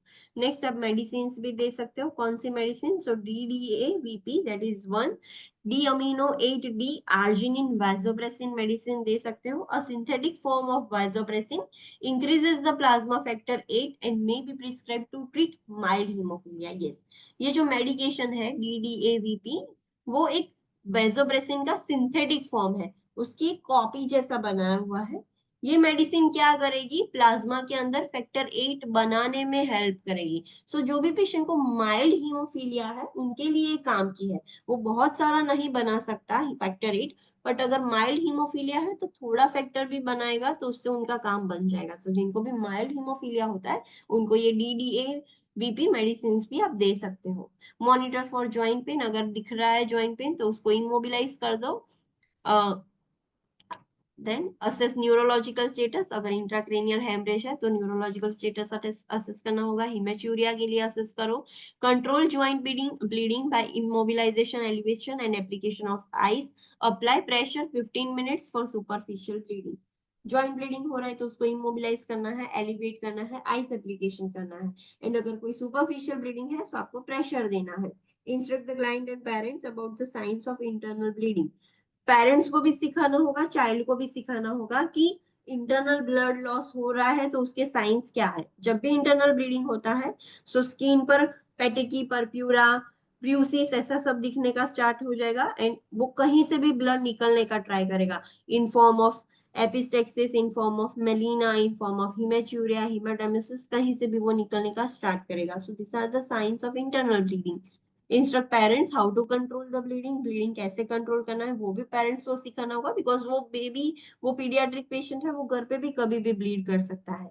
Instruct parents regarding activities for the child, emphasizing the avoidance of contact sports and need for protective devices while learning to walk, assist in developing an appropriate exercise plan. Yes, parents को सिखाना होगा कि child कैसी activity कर सकता है, कैसी नहीं कर सकता. सो इन शॉर्ट हमें पेरेंट्स को सिखाना है, फोर्स करना है या एम्फेसाइज करना है कि मेक श्योर कि आपका जो भी चाइल्ड है वो कॉन्टेक्ट स्पोर्ट्स में ना जाए. कॉन्टेक्ट स्पोर्ट्स मतलब ये कबड्डी और ऐसा स्पोर्ट्स होता है उसमें ना जाए, या कभी भी लाइक अभी पीडियाट्रिक पेशेंट है तो चलना सीख रहा है, बाइसिकल राइड कर रहा है, कुछ भी कर रहा है, सो प्रोटेक्टिव डिवाइसेस पहने, हेलमेट पहने, ऐसी एल्बो कैप्स, नी कैप्स, कुछ भी पहने तो वो गिर जाए तो उसको इंजरी ना हो, बिकॉज एक बार इंजरी हो गई तो उसका ब्लीडिंग इजिली स्टॉप नहीं होगा. Instruct the child to wear protective devices such as helmets, knee and elbow pads when participating in sports such as bicycling and skating. ऐसे कोई स्पोर्ट्स करता है तो प्रॉपर प्रोटेक्टिव डिवाइसेस पहने वो.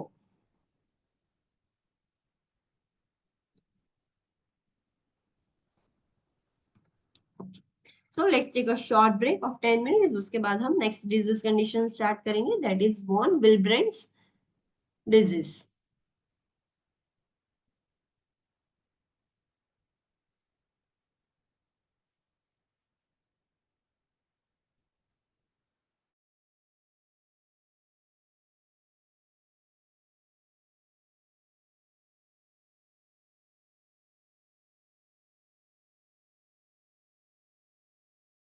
Start now. Okay. So next disease condition, that is von Willebrand's disease. Von Willebrand's disease is also a bleeding disorder, but there are some basic differences between hemophilia and von Willebrand's disease. Hemophilia में factor 8 and factor 9 की deficiency होती है, and von Willebrand's disease में जो factor 9 को produce करने के लिए एक जो प्रोटीन लगता है वो प्रोटीन ही डेफिशिएंट होता है. सो वो प्रोटीन के बिना फैक्टर 8 ही प्रोड्यूस नहीं होगा, और due to that it results in a bleeding disorder. So von Willebrand's disease is a hereditary bleeding disorder that is characterized by a deficiency of a defect in a protein termed von Willebrand's factor. Yes, von Willebrand disease क्या है, वो एक hereditary bleeding disorder है. और वो क्यों होता है? So due to a deficiency of protein, जो प्रोटीन का नाम है von Willebrand factor. The disorder causes platelet to adhere to damaged endothelium. The von Willebrand factor protein also serves as a carrier protein for factor 8. Yes. ये जो von Willebrand's disease है उसकी वजह से जब भी हमें इंजरी होती है, कोई भी कहीं पर भी स्मॉल कट होता है, सो वहां पर इमीडिएटली प्लेटलेट्स आके एडर हो जाती है एंड ब्लीडिंग स्टॉप करती है. बट ये due to the deficiency of von Willebrand's factor वो प्लेटलेट वहां पर आएगी ही नहीं एंड एडरेंस ही नहीं होगा. ड्यू टू दैट ब्लीडिंग चालू ही रहेगा. एंड अनदर थिंग, ये वॉन विल्ब्रेंस फैक्टर प्रोटीन है वो बहुत इंपॉर्टेंट है for the formation of factor clotting factor 8. So ये दोनों वजह से bleeding चालू ही रहेगा. It is characterized by an increased tendency to bleed from mucous membrane. The another difference is जो हीमोफीलिया होता है वहां पर कहीं से भी bleeding start हो जाता है. Not only mucous membrane, anywhere from the body it can start bleeding. But von Willebrand's disease में क्या होगा, म्यूकस मेम्ब्रेन्स में से ब्लीडिंग ज्यादा होगा compare to other things. Assessment findings क्या है? सो एपिस्टेक्सिस हो सकता है, गम ब्लीडिंग हो सकता है, इजी ब्रूसिंग हो सकता है and excessive menstrual bleeding. This are the assessment findings in von Willebrand's disease. Intervention क्या करेंगे? सेम हमारी इंटरवेंशन हीमोफीलिया जैसी ही होगी, बिकॉज इनडायरेक्टली फैक्टर 8 ही एब्सेंट है. So treatment and care are similar to measures implemented for hemophilia, including administration of clotting factors. Yes, same haemophilia में जैसे हम ट्रीटमेंट कर रहे थे सेम वैसी ही ट्रीटमेंट करनी है. आप फैक्टर 8 भी एडमिनिस्टर कर सकते हो. How to, we will teach the parents how to prevent the injuries in a children, and क्या चीजें ध्यान रखनी है, हमें क्या असेसमेंट करना है, मेंस्ट्रुएशन चालू है तो हम पैड टेम्पोन्स काउंट करेंगे, सो ये सारी चीजें सेम होगी। Provide emotional support to the child and parents, especially if the child is experiencing an episode of bleeding. Yes, mother और फादर और जो चाइल्ड है दो सब पैनिक हो जाएंगे, so we have to provide emotional support to the parents as well as child, because जब भी चाइल्ड को ब्लीडिंग का एपिसोड आएगा, प्रोफ्यूज ब्लीडिंग होगा, एंड उसकी वजह से we have to provide them emotional support. This is the really important point that you have to remember. A child with a bleeding disorder needs to wear a medic alert bracelet. Yes, कोई भी bleeding disorders है, haemophilia है, von Willebrand's disease है, any bleeding disorder, वो child को medic alert bracelet पहनना होगा। सो दूसरे को भी पता चले कि यस, ये चाइल्ड को ब्लीडिंग टेंडेंसी ज्यादा है, सो दूसरा पर्सन भी प्रिकॉशंस प्रॉपरली ले।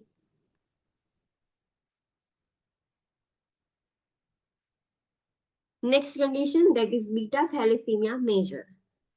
What is beta thalassemia major? So let's see the description. First of all, types of thalassemia. So there are mainly four types of thalassemia: thalassemia minor, thalassemia trait, thalassemia intermedia and thalassemia major. Thalassemia minor में क्या होता है?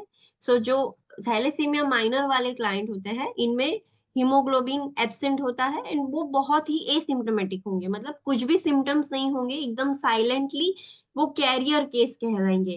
वो thalassaemia minor है, but उन्हें भी पता नहीं चलेगा that they are thalassaemia minor, because कोई भी सिम्टम्स नहीं दिख रहे हैं, कुछ भी प्रॉब्लम नहीं हो रहा है।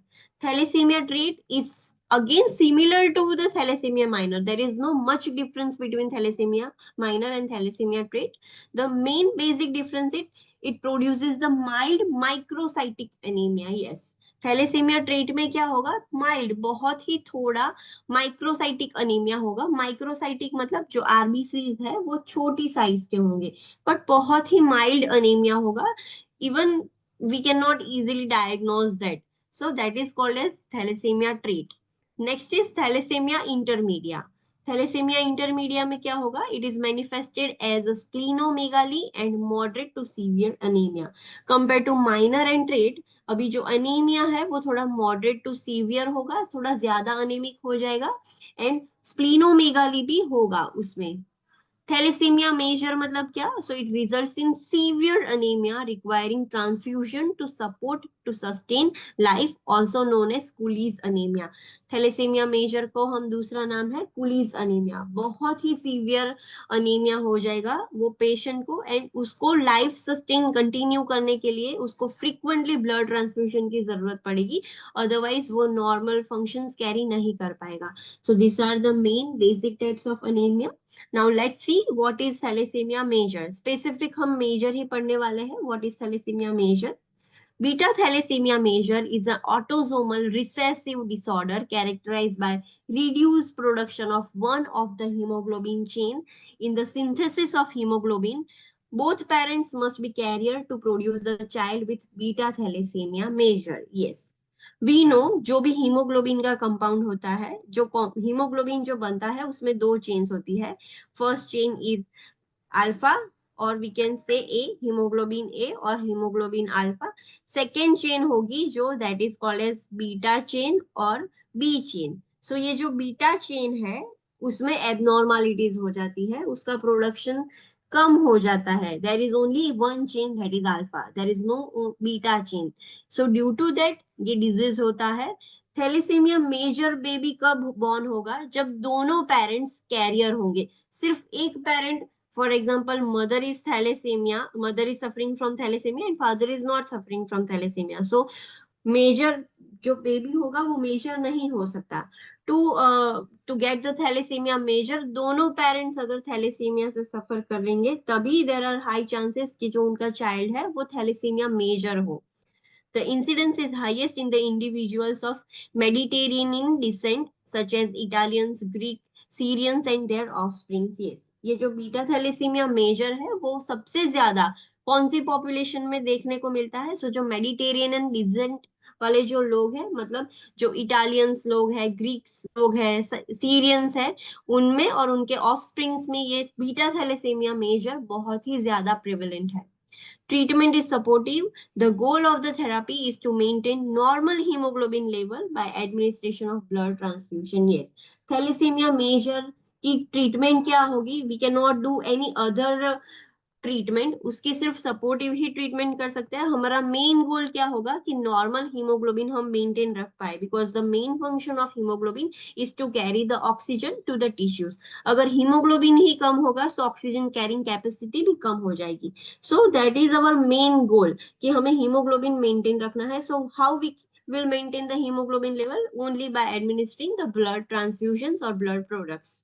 Bone marrow transplantation may be offered as an alternative therapy. Yes, अगर बहुत frequently blood transfusion करना पड़ रहा है, बहुत problem है, तो at the end doctors can also do bone marrow transplantation, जिसमें से हेल्दी आरबीसीज निकलेंगे. जो आरबीसीज के अंदर जो हीमोग्लोबिन है उसमें अल्फा बीटा दोनों चेन होगी. So healthy bone marrow transplantation से हेल्दी आरबीसीज बनेंगे, हेल्दी हीमोग्लोबिन होगा. A splenectomy may be performed in a child with severe splenomegaly who requires repeated transfusion, assist in relieving abdominal pressure, and may increase the lifespan of supplemental red blood cells. Yes, जो person beta thalassaemia major वाला है उनको स्प्लीनेक्टोमी की भी जरूरत पड़ सकती है. स्प्लीनेक्टोमी मतलब रिमूवल ऑफ द स्प्लीन. क्यों?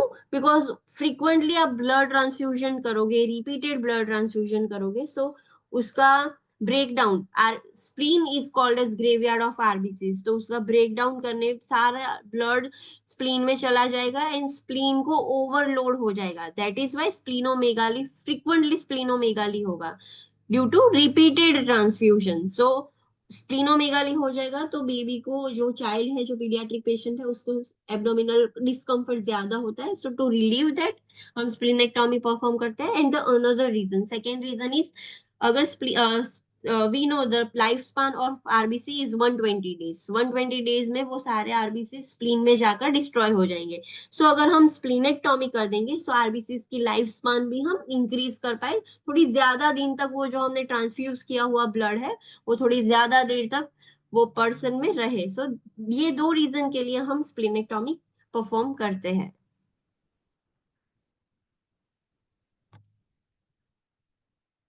Next is assessment. जो भी पर्सन को बीटा थैलेसीमिया मेजर है या थैलेसीमिया मेजर है वो कैसा दिखेगा? तो वो पर्सन, वो पीडियाट्रिक पेशेंट में फ्रंटल बॉसिंग दिखेगा. फ्रंटल बॉसिंग मतलब ये जो फ्रंटल बोन होता है वो थोड़ा प्रोमिनेंट होगा, ऐसे बाहर की तरफ होगा. मैक्सिलरी प्रोमिनेंस, मैक्सिलरी मतलब ये जो नीचे का है दैट इज मैंडिबल, और ये ऊपर का पोर्शन है दैट इज मैक्सिला. तो मैक्सिलरी जो बोन है वो भी प्रोट्रूड होगा, बहुत ही प्रोमिनेंट होगा, बाहर की तरफ होगा. Wide set eyes and flatten nose. Yes, उनका जो नोज होगा, नेजल ब्रिज होता है, वो एकदम फ्लैट होता है. एंड उनकी आईज वाइड सेट होती है. वाइड सेट मतलब दोनों आईज के बीच का जो डिस्टेंस है वो ज्यादा होगा. सो वाइड सेट आईज होंगी एंड फ्लैट नोज होगा. जो नेजल ब्रिज है वो फ्लैट होगा.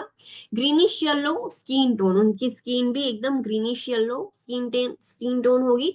हिपेटोस्प्लीनोमेगाली, लीवर एंड स्प्लीन दोनों एनलार्ज देखने को मिलेगा. उसमें सीवियर अनीमिया होगा बिकॉज मेजर है, सो उसमें सीवियर अनीमिया देखने को मिलेगा. एंड अगर आप ब्लड टेस्ट करोगे, CBC complete blood cell count check करोगे, सो जो आरबीसीज होंगे वो माइक्रोसाइटिक होंगे, मतलब छोटे होंगे, एंड हाइपोक्रोमिक होंगे. हाइपोक्रोमिक मतलब low level of haemoglobin. So RBCs छोटे भी होंगे, हीमोग्लोबिन भी उसमें कम होगा. So this is called as microcytic hypochromic RBCs. Next interventions क्या करोगे? जो भी थैलेसीमिया मेजर वाले हैं उनमें क्या इंटरवेंशंस की जाती है? सो administer blood transfusion as prescribed, monitor for transfusion reaction. Only one thing we can do that is blood transfusion. जो मेजर वाले होते हैं उनको फ्रीक्वेंटली ब्लड ट्रांसफ्यूज करना पड़ेगा. एंड जब भी हम ब्लड ट्रांसफ्यूजन करते हैं कोई एडवर्स रिएक्शन नहीं आ रहा है, वो हमें मॉनिटर करना है. Monitor for iron overload. Yes, we have to make sure कि हम ब्लड ट्रांसफ्यूजन कर रहे हैं सो उसकी वजह से आयरन ओवरलोड ना हो जाए. अगर आयरन एक्सेस भी हो जाता है तो उसकी वजह से भी ऑर्गन डैमेज हो सकता है. So we have to monitor for iron overload. And अगर आयरन ओवरलोड हो जाता है, आयरन बहुत ज्यादा हो जाता है, then we have to give chelation therapy. Chelation therapy में क्या होगा? We will use a drug that is deferresirox or deferoxamine. You have to remember this name. This is the antidote for iron overload. So deferoxamine drug देंगे. ये जो drug देते हैं उसको हम बोलते हैं chelation therapy. It may be used to treat the iron overload and to prevent the organ damage from the elevated level of iron caused by multiple transfusion therapy. जो एक्सेस आयन ओवरलोड हो जाता है उसकी वजह से जो organ damage है वो हम प्रिवेंट कर सकते हैं by giving the chelation therapy. जो एक्सेस आयन है वो निकल जाएगा. If the child has had a splenectomy, instruct the parents to report any signs of infection because of risk of sepsis. Yes, just like after removal of tonsils, the person is highly vulnerable for the infection. Similarly, after splenectomy, उसको infections के risk ज़्यादा होंगे. So we have to teach the parents कि splenectomy करने के बाद अगर आपके बेबी में कोई भी साइंस इन्फेक्शन की दिखती है तो इमीडिएटली पीएचसीपी को रिपोर्ट करें. बिकॉज सेप्सिस का रिस्क है. अगर एक बार इन्फेक्शन हो गया, अगर वो ट्रीट नहीं किया तो धीरे धीरे पूरे ब्लड में फैल जाएगा. सेप्सिस होके सेप्टिक शॉक भी हो सकता है. Ensure that parents understand the importance of child receiving pneumococcal, meningococcal vaccine in addition to an influenza vaccine and the regularly scheduled vaccine. Why? Because हमने splenectomy कर दी है, immunity already उसकी थोड़ी कम हो जाएगी. To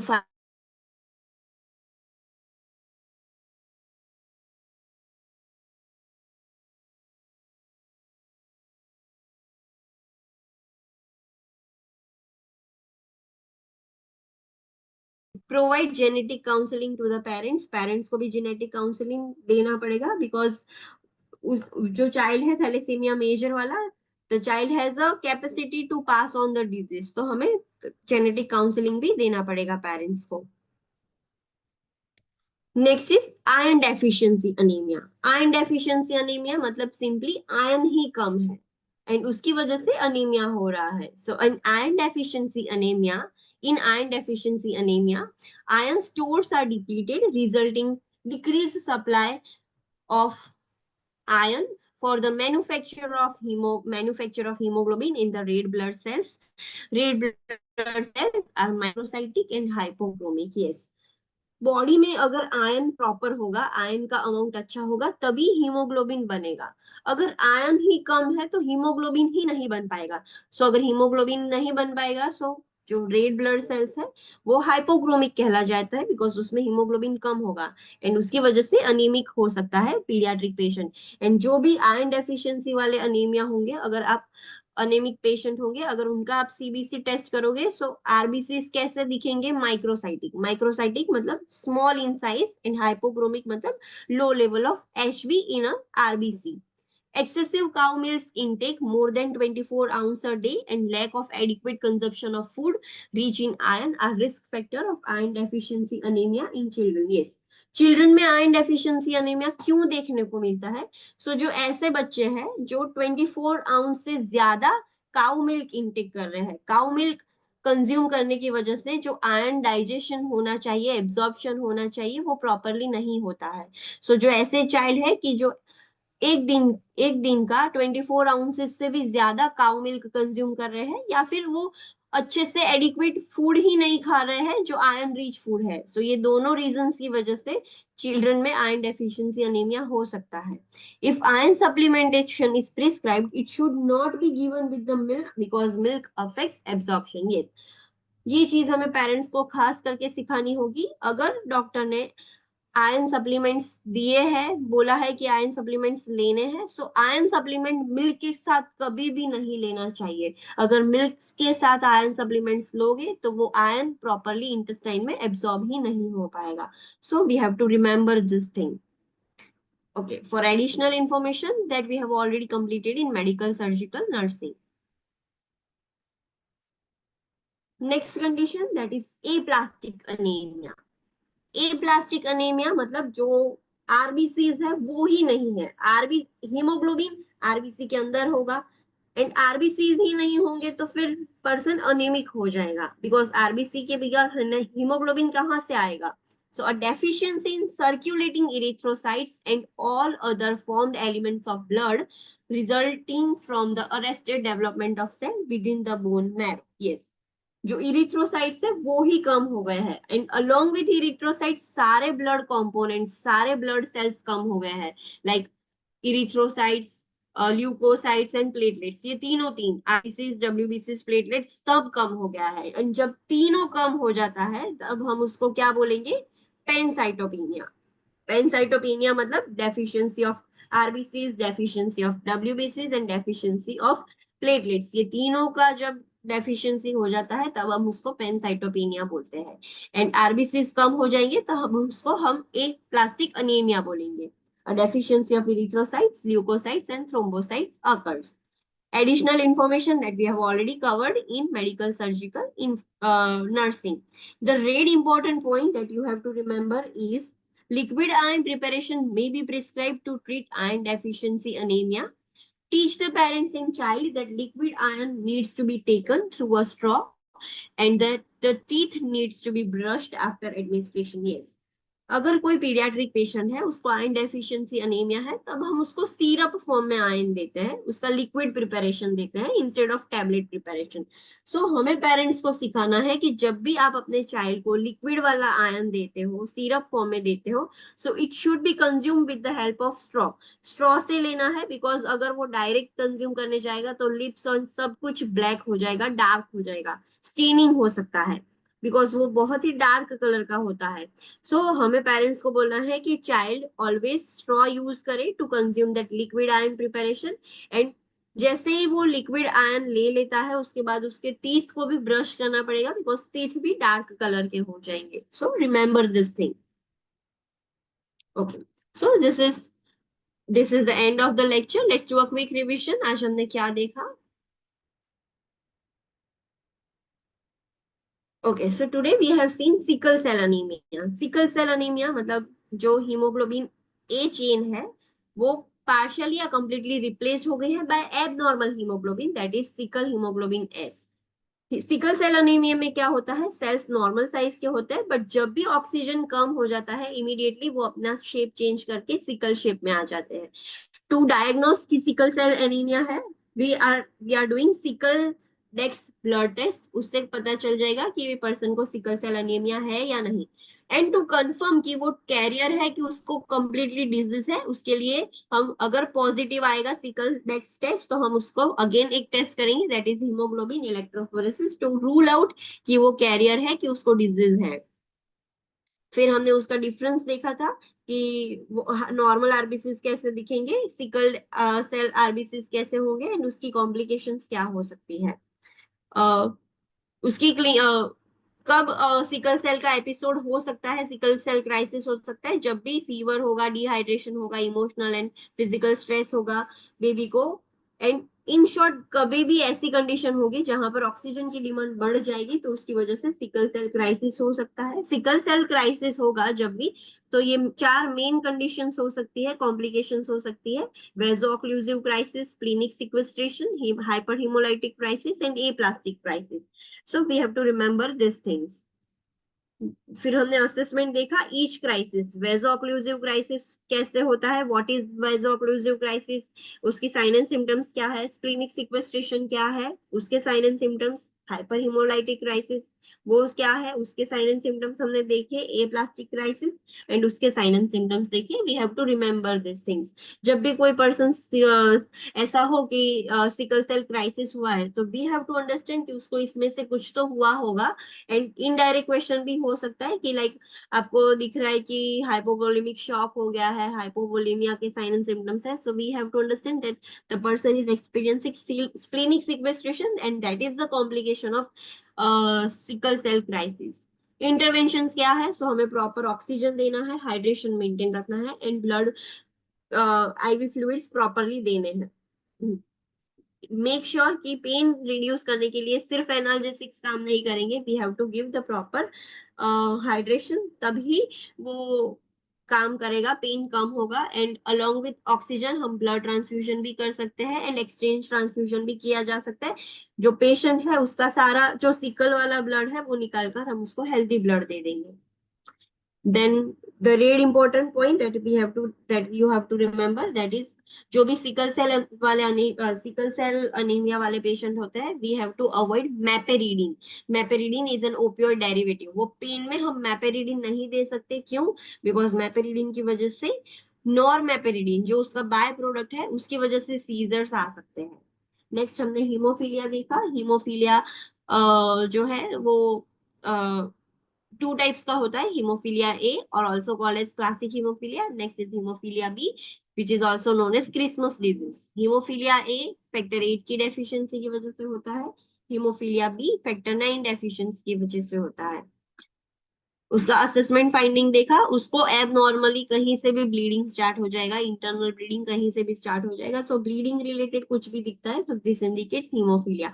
यस, मेक श्योर जब आप उसका ब्लड टेस्ट करोगे, सो प्लेटलेट नॉर्मल हो सकती है बट क्लॉटिंग टाइम डिलेड हो जाएगा। इंटरवेंशंस क्या कर सकते हैं? सो जो ब्लीडिंग है उसको हमें मॉनिटर करना है, ब्लीडिंग प्रिकॉशंस लेने हैं। फिर हम उसको जो फैक्टर है वो एडमिनिस्टर कर सकते हैं, जो जेनेटिकली भी प्रोड्यूस किया जा सकता है, या फिर जो डोनर पर्सन होगा उसका प्लाज्मा हम स्टोर करके उसमें से भी प्रोड्यूस कर सकते हैं। There is one medication DDA VP जो हम दे सकते हैं, जिससे माइल्ड हीमोफीलिया ट्रीट हो सकता है। वो थोड़ा थोड़ा फैक्टर 8 प्रोड्यूस करने में हेल्प करेगा, माइल्ड हीमोफीलिया ट्रीट हो सकता है। जॉइंट में अगर ब्लीडिंग हो रहा है, सो जॉइंट स्टेबिलाईज करके इमोबिलाइज करना है, एलिवेट करना है, आइस एप्लीकेशन करना है। पेरेंट्स को एजुकेट करना है कि जो चाइल्ड है उसको ऐसे कोई भी कॉन्टेक्ट स्पोर्ट्स में ना एनकरेज करे, ना जाए कि जिसमें इंजरी हो। एंड अगर वॉकिंग कर रहा है, स्केटिंग बाइसिकलिंग कर रहा है, तो हेलमेट, पैड्स एंड वो सब प्रोटेक्टिव डिवाइसेस यूज करे। नेक्स्ट हमने देखा von Willebrand's disease. Von Willebrand's disease is similar to haemophilia, this is also bleeding disorder, but the only difference is उसमें फैक्टर 8 या फैक्टर 9 एब्सेंट होता था, इसमें एक प्रोटीन एब्सेंट होता है। वो प्रोटीन की वजह से प्लेटलेट प्रॉपरली जो जहां पर डैमेज हुआ है वहां पर प्रॉपरली अटैच नहीं हो पाएगी, एंड इस प्रोटीन के एब्सेंस की वजह से फैक्टर 8 भी अच्छे से नहीं बन पाएगा। And main another difference is haemophilia में कहीं से भी ब्लीडिंग हो सकता है, एंड वॉन विल्ब्रेंस डिजीज में सिर्फ म्यूकस मेम्ब्रेन ब्लीड करेगी। हमने उसका असेसमेंट देखा, इंटरवेंशन सेम थे। एक चीज रेड पॉइंट याद रखना है कि जो भी पेशेंट को ब्लीडिंग डिसऑर्डर्स है, ऑलवेज उनको एक मेडिकल ब्रेसलेट पहनना पड़ेगा। नेक्स्ट हमने देखा beta thalassaemia major. There are 4 types of beta thalassaemia. Thalassaemia minor, trait, intermedia, major. Minor मतलब वो एकदम एसिम्टोमेटिक होंगे, साइलेंट कैरियर होंगे। ट्रेट में एकदम माइल्ड अनीमिया होगा, इंटरमीडिया में मॉडरेट टू सीवियर अनीमिया होगा along with splenomegaly, and major में बहुत सीवियर अनीमिया होगा और उसको सपोर्ट के लिए ब्लड ट्रांसफ्यूजन भी जरूरत पड़ेगी। उसका दूसरा नाम है कुलीज अनीमिया। बीटा थैलेसीमिया क्या है? सो जो बी चेन होती है, बीटा चेन होती है, वो प्रॉपरली नहीं बन रही। सो उसकी वजह से ये बीटा थैलेसीमिया मेजर होता है। जब दोनों पेरेंट्स होंगे थैलेसीमिया डिजीज वाले, थैलेसीमिया माइनर होंगे, तब जो उनका चाइल्ड होगा वो मेजर हो सकता है। ओके, उसके भी असेसमेंट फाइंडिंग्स देखे कि जो भी थैलेसीमिया मेजर वाले पेशेंट होंगे वो कैसे दिखेंगे, एंड उसका इंटरवेंशन देखा। Intervention is the only blood transfusion करना पड़ेगा अगर आयरन ओवरलोड हो जाता है। So we have to give chelation therapy. Chelation therapy में डीफेरे डीफेरेसिरॉक्स या फिर डीफेरोक्सामाइन, दोनों में से कोई भी एक ड्रग आप दे सकते हो जो आयरन को बॉडी के बाहर निकाल देगा, एक्सेस आयरन को। क्लिनेक्टोमी के बाद इंफेक्शन का खास ध्यान रखना पड़ेगा हमें, एंड उसको रेगुलर वैक्सीन लेनी पड़ेगी चाइल्ड को। आयरन डेफिशिएंसी एनीमिया मतलब जो आयरन है वो ही कम हो गया है। आयरन कम हो जाने की वजह से हीमोग्लोबिन प्रॉपरली नहीं बनेगा in the red blood cells, and अब जब ब्लड टेस्ट करोगे so RBCs microcytic and hypochromic दिखेंगे। क्यों होता है iron deficiency anaemia? Due to excessive consumption, that is more than 24 ounce a day, अगर कोई चाइल्ड काउ मिल्क कंज्यूम कर रहा है। एंड अनदर रीजन इज कि प्रॉपर आयरन रिच डाइट नहीं ले रहा है। आयरन सप्लीमेंटेशन की जरूरत पड़ेगी, बट मेक श्योर कि वो मिल्क के साथ ना लिया जाए। नेक्स्ट हमने देखा ए प्लास्टिक अनीमिया। ए प्लास्टिक अनीमिया मतलब जो आरबीसीज है वो ही नहीं है, बोन मैरो में से आरबीसीज प्रोड्यूस ही नहीं हो रहे हैं, जिसकी वजह से ए प्लास्टिक अनीमिया होता है। एंड पेनसाइटोपिनिया का मतलब क्या? जब तीनों के तीन जो ब्लड सेल्स है, आरबीसीज, डब्ल्यूबीसीज and platelets, erythrocytes, leukocytes, thrombocyte, वो तीनों के तीन जब डेफिशिएंसी हो जाती है तब हम उसको पेनसाइटोपिनिया बोलेंगे। रीड इंपॉर्टेंट पॉइंट जो आपको याद रखना है, आयरन डेफिशिएंसी अनीमिया में पीडियाट्रिक पेशेंट को हम लिक्विड आयरन प्रिस्क्राइब करते हैं। तो जब भी वो लिक्विड आयरन उसको लेना है, उसको वो स्ट्रॉ से लेना है, एंड उसके बाद वो उसको टीथ ब्रश करने हैं प्रॉपरली, बिकॉज वो डार्क हो जाएंगे, डार्क ब्लैक कलर के हो जाएंगे। Okay, any doubt in this lecture? I hope, if you I hope that you don't have any doubt, and if you have any doubt you can message me. I will clear your doubts. Okay, see you tomorrow at 9 a.m. Thank you.